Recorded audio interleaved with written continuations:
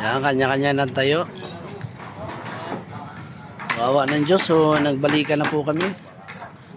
Yung mga kapitbahay. So, yan.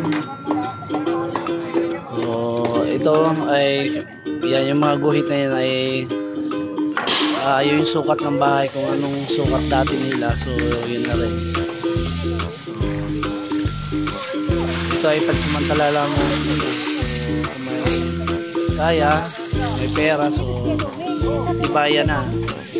So, dahil yung walang-wala, so pansamantala muna kahoy muna. Pero at nagkapera, so titibayan na. Okay? So kasi may plano po yung mahal natin na po barangay. Okay? Nawala ka sa ayos yung listahan ulit eh. Iwan muna kayo mga idol. So dahil tulong-tulong muna kami. Okay, thank you and God bless po. Bye. Para isang dingding ano lang yun.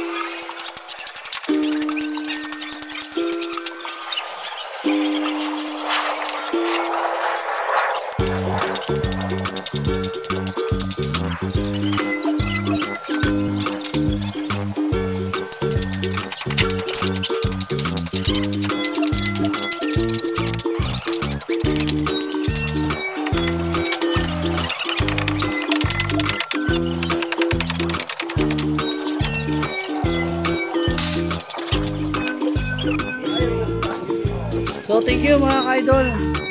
Maraming salamat. Bye.